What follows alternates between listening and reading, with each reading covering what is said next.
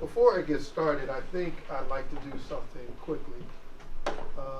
And that is, just for a moment if we can, it's easy to come into a space in which you know people and you know what's going to happen. And you kind of can have some ideas, you know, that familiar, warm spaces that you particularly like. Either it'll be a space that's quiet or a space that's very loud and you get a chance to be your full self. And a lot of times when we come into buildings, into spaces and places, we put on a posture. It's beautiful to have all these different things, but sometimes we need to figure out how to strip ourselves. I know protection is usually what we want to do. I'll be honest with you. It's easy to say I want to protect myself because I don't know what I'm going to encounter, but I want to tell you this. I believe you're not here by accident, that this is by divine appointment. I believe in something called Kairos moments. It's moments in which God is trying to break in. You know that thing where you sometimes are just going through life and you're just going, but something happens in time, and you have that moment when you go, is that?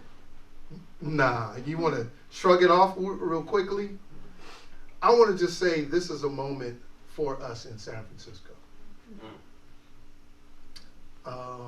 Thank you for creating this space and place to even touch one another spiritually, emotionally. I'm hearing God speak to us, and so I'm thankful. I'm thankful because we need more of these places. I always get jealous of Oakland in that way. I'll just be real. Yeah. Y'all got spots where stuff be happening in San Francisco. We over here, I don't know. We don't know either. Yeah. Thank you. 35 San Juan, baby. There it is. Sometimes I just say, well, I guess we just been gentrified so hard that we don't. Oh, is this just me? Is what I would say? It's true. I'm one of those cats born and raised in San Francisco, and I miss multi-ethnic and multicultural rooms where it feels safe. Yeah. San Francisco was 13% African American. Yes, it was. And now we're down to almost 3. Yeah. Might be too. Yeah. And it's tough. But I'm thankful for places, because in spaces like this, and I didn't have this to even say. I don't know why I'm even going this way, but I'm feeling this poetry thing. I don't know.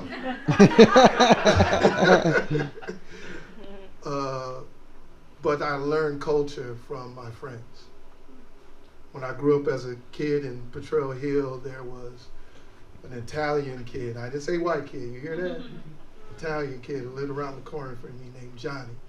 And Johnny, I would go to his house, and his mother would look at me and say, Kirk, look at you. You're so skinny. Eat, and just feed me.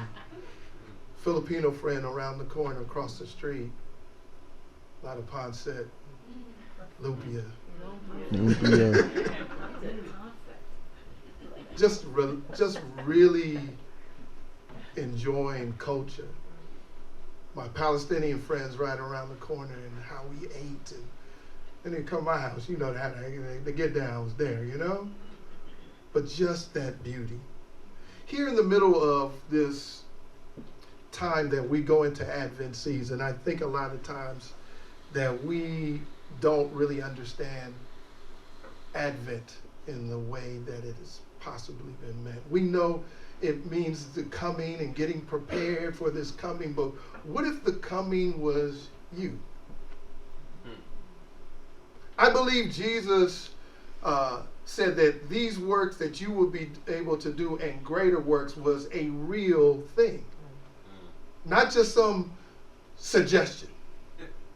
Not some by the way, let me throw this in. But I think there was different things in which we began to learn and understand what Jesus meant by things he was doing throughout Scripture. By the way God was reaching out to us in Scripture. By what God was saying to us through Scripture. Even in the middle of crazy, hard stuff, God was speaking. And I know that many of us in here, we've gone through hard stuff. And sometimes it is difficult to hear God when it's hard.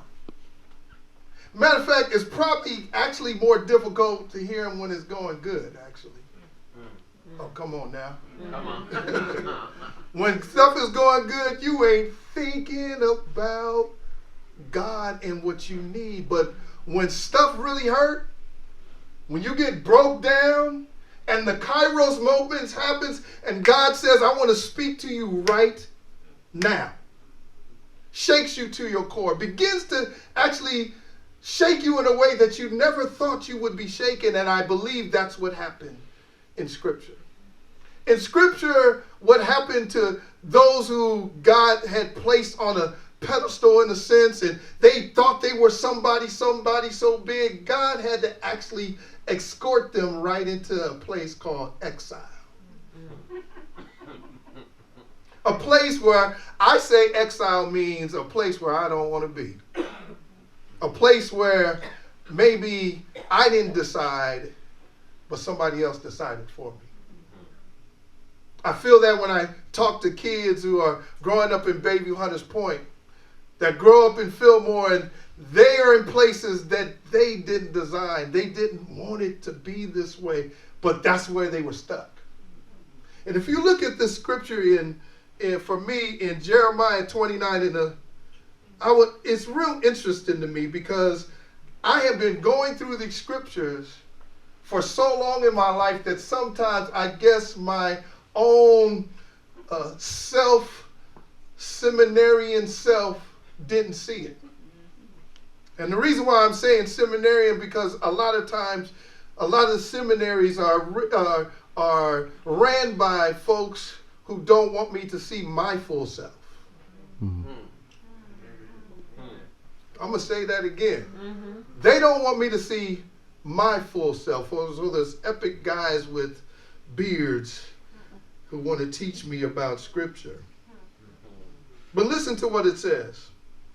It says, this is what the Almighty, the Lord God of Israel says out of Jeremiah 29:4. It says, say to all those who I carried into exile from Jerusalem to Babylon. And most of us, if we listen to a little reggae music, we know, Babylon. It says quickly, it says this, build houses and settle down. That sounds crazy right there. Wait a minute, I'm in exile. What do you want me to do? Build and settle. Then it says plant gardens and eat what they produce. It says marry and have sons and daughters, find wives for your sons, and give your daughters in marriage, so that they too may have sons and daughters, increase in numbers, do not decrease. I say to myself, why would God tell me to do this in exile? Why would God tell me to do this in Oakland? Why would God tell me to do this in Bayview Hunters Point? Why would God want me to do this in San Francisco? God's shalom looks different. He wants to bring peace. Every time I think about Advent words and sentences, peace on earth and goodwill towards men, I remember hearing that all the time. But I realize God wants me to bring peace. He wants me to bring shalom into the world. How does he want me to do it? By planting, building, settling down, marrying. And here's what it says. Verse 7. Also seek the peace and prosperity of the city to which I have carried you into exile. Pray for it Because if it prospers, you too will prosper. I don't know about you, but it feels very interesting here. It feels like something needs to be said here, because most of the time we quickly have learned the very good Bible verse that we all hear, and that's 29 and 11. But if we don't have the context of being in Babylon, this blows this whole thing away, because now if I read Jeremiah 29:11, for I know the plans that I have for you, declares the Lord. Plans to prosper you and not to harm you. Plans to give you a hope and a future. Where? In exile. God is trying to do something very different with us. I think we have shalom and exile kind of messed up. We have things backwards because we want something good all the time. You know those beautiful scriptures or beautiful things that in the end you always win? Part of my problem with, I'm going to say this, amen, somebody. Part of my problem with today, that worship music is only victorious all the time. I'll be honest with you, it's hard for me to turn on Sunday mornings where they give you a little time to listen to worship music and all the worship is victory, you win, on top. And then when I go through life, I don't feel none of that.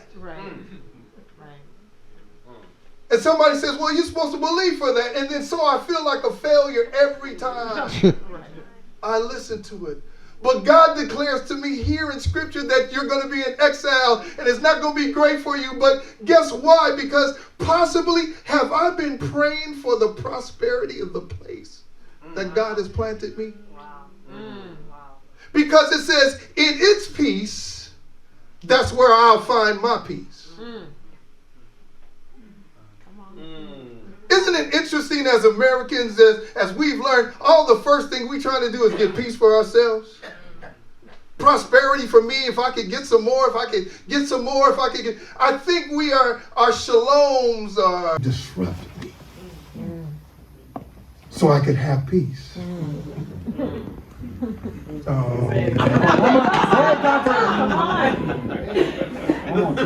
It's a weird thing. God is trying to break in to my chaos, wherever my man was. Break into my chaos so I can have shalom, the real peace. Listen to what it says here, what peace is. And I know I'm getting my black preacher on and I'm probably taking too long, but that's all right.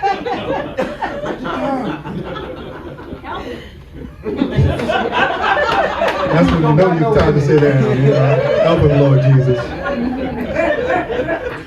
Shalom is an action word. It actually means wholeness, completeness, welfare, safety, healthy, contentment, restored. Where are we at with our peace?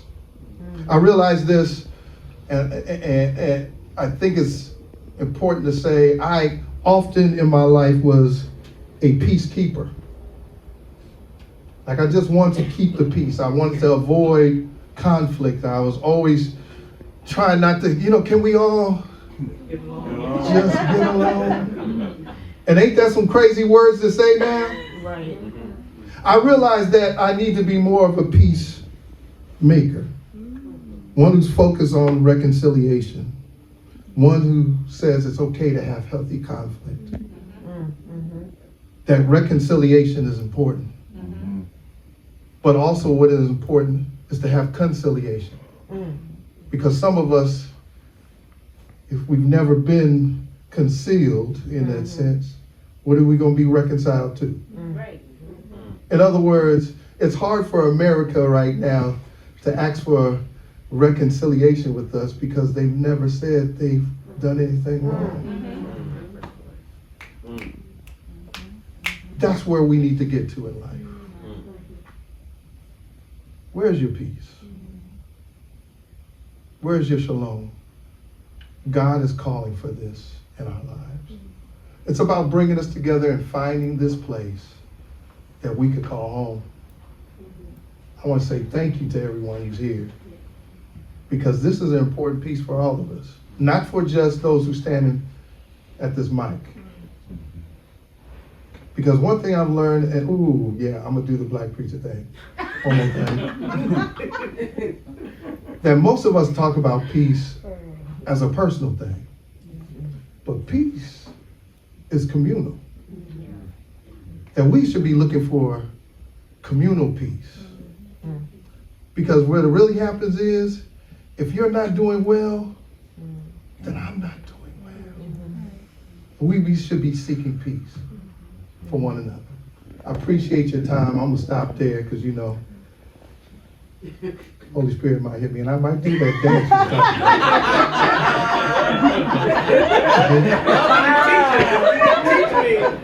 I'll teach you that one.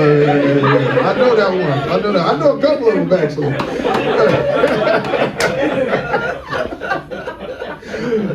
But brothers and sisters, let's bow our heads. And I want you to do this for me. I'm gonna tell you to do this. When I count to 3, just breathe in. Take a deep breath. 1, 2, 3. That's beautiful. I'm going to ask you to do it one more time. 1, 2, 3. Father God, we thank you that you are our pneuma, our breath. Thank you. By just our mere breathing, we acknowledge your presence.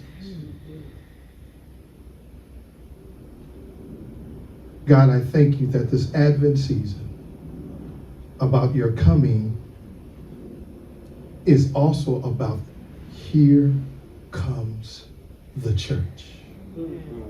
The kingdom of God in which you have been declaring.